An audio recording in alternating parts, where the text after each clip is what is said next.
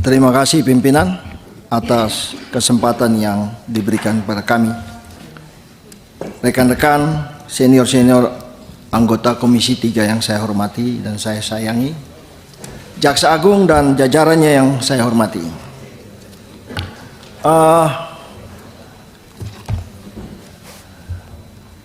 Grand strategi yang tadi dikemukakan oleh Pak Jaksa Agung berkaitan dengan keadilan, humanis, akuntabel, transparan, dan modern. Saya ingin menyoroti unsur akuntabel, transparan, dan modern. Pengertian modern bagi saya adalah bahwa penegakan hukum itu dilandasi atas penghargaan akan hak-hak asasi manusia.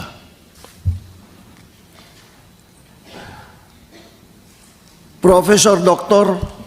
Philippus Hadjon dalam bukunya, dalam disertasinya yang berjudul Perlindungan Hukum bagi Rakyat Indonesia, mengatakan bahwa bagi rakyat Indonesia itu ada kewajiban untuk mendengar dan ada hak untuk didengar. Kami ini di parlemen, wakil-wakil rakyat, namanya parlemen, asal katanya parle, kami ini berbicara atas nama rakyat berkaitan dengan unsur transparan dan akuntabel.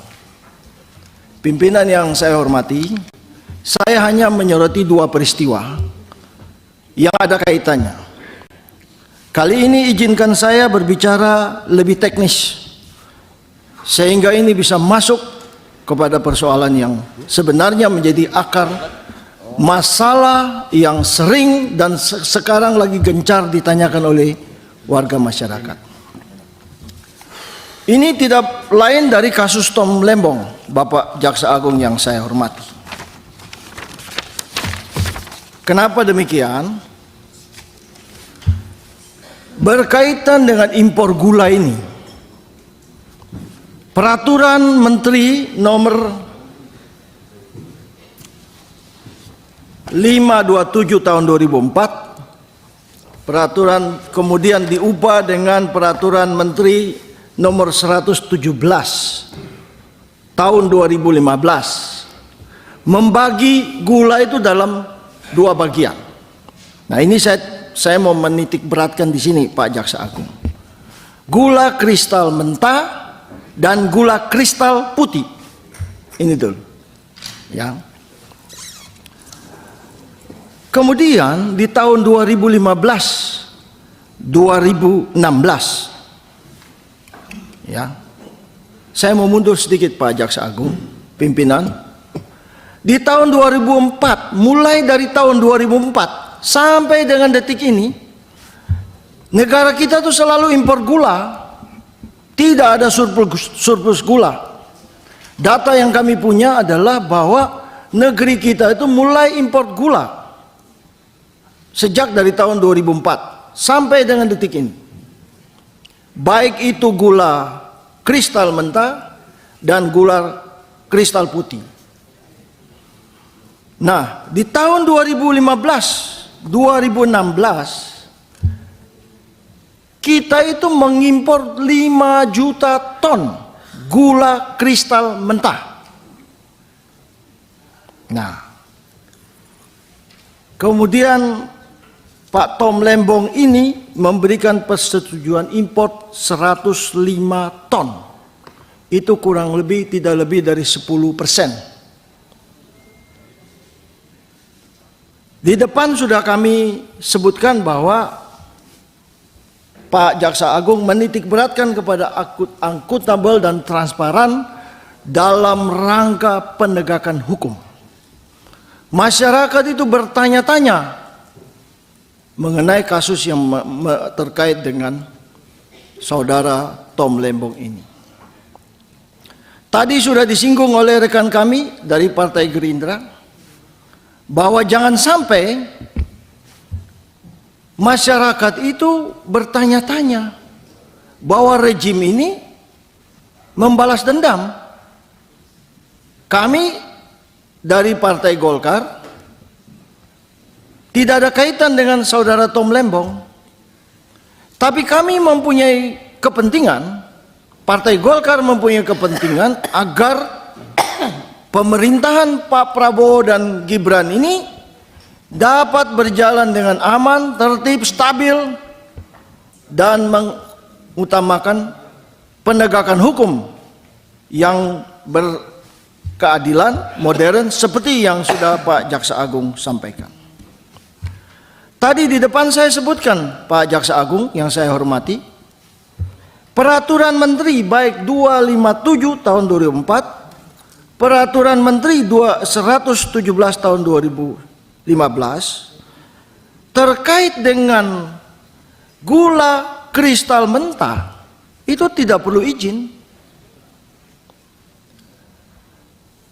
kecuali gula kristal putih itu harus yang boleh mengimpor adalah badan usaha milik negara. Nah, kami di sini ingin mendapatkan suatu pencerahan. Mungkin saja kami salah, tetapi kalau ini benar, tentu harus ada perbaikannya.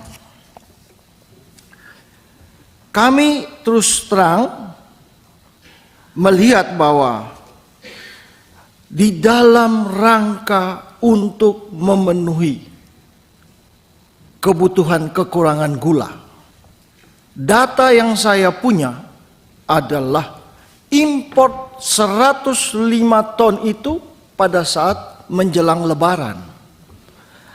Pak, ini kan kita bicara bukan saja mengenai perdagangan, kita bicara mengenai politik ekonomi yang jauh lebih luas, yang bisa saja menciptakan kestabilan, ketidakpercayaan masyarakat. Bahkan bisa saja kalau ini tidak transparan dan akuntabel, Pak Jaksa Agung yang saya muliakan,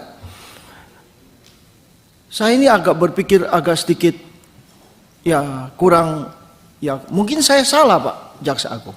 Tapi seandainya kalau para importer itu kemudian semua mogok, tidak lagi mengimpor gula, saya rasa industri dalam negeri akan terganggu, industri makanan, industri di restoran, pelayanan, hotel, semua terganggu.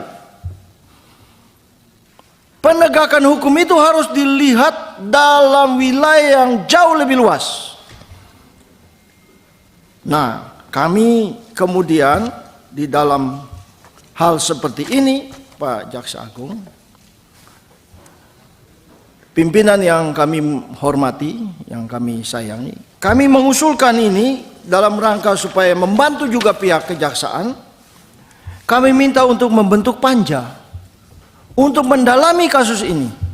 Sebab rekan kami yang dari PKB ini kan sudah bilang, bukan saja impor gula, impor beras, impor daging, bawang putih, segala macam ini.